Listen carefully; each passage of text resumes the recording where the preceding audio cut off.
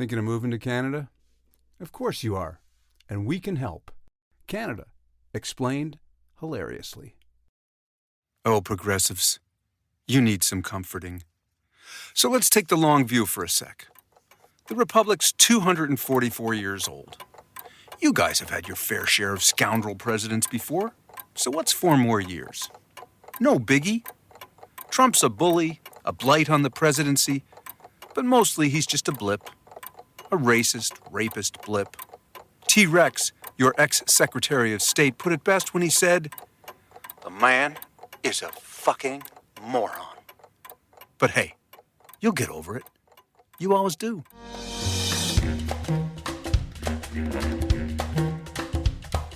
Canada curious? This is the Yes We Canada podcast, the progressive's guide to getting the fuck out. On the other hand, you know all those federal judges leader of the Senate Mitch McConnell is appointing? As soon as we get back in session, we'll start confirming judges again. We need to have hearings and we need to confirm judges. My motto for the year is leave no vacancy behind. That hasn't changed. The pandemic will not prevent us from achieving that goal. Yeah, almost 200 federal judges, a couple of Supremes, with a third Supreme waiting in the wings. He's got lots more vacancies to fill on his right-wing judge conveyor belt. And here's the thing. Ever heard that expression, die on the bench? Yep, this could take a while.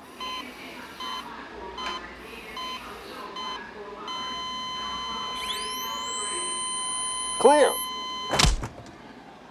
Nurse, here comes the judge. Woe the people.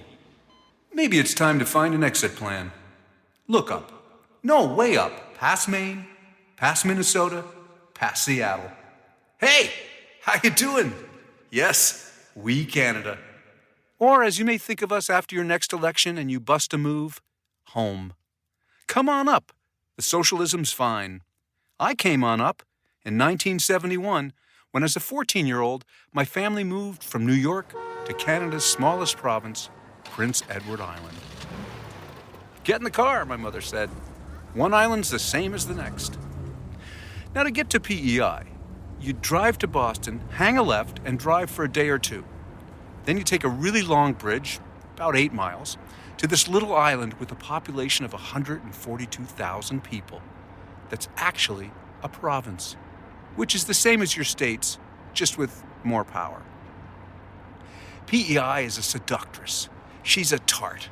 When you see her in the summer with her stunning red clay hills and lush green fields, surrounded by the salty blue sea and the friendliest folk you'd ever want to meet, you think to yourself, this is paradise. I found paradise. Enjoy that feeling because it's not what you're going to be thinking in the middle of February.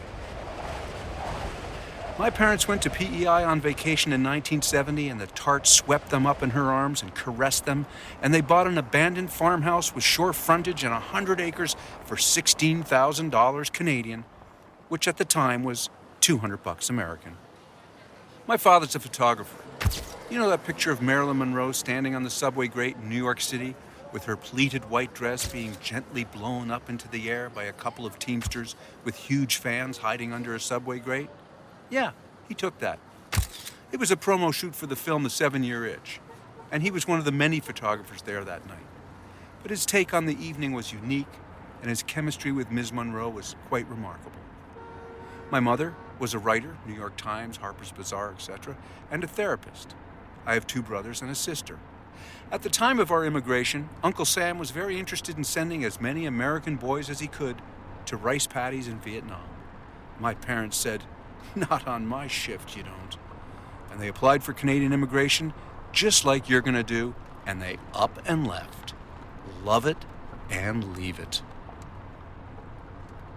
Well, the abandoned farmhouse my parents bought in the summer, the one with no toilet or running water, holes in the roof, and 2 tons of rotting potatoes in the basement, had gone through a very, very rough winter. In fact, we drove right by it. That's the house! No fucking way.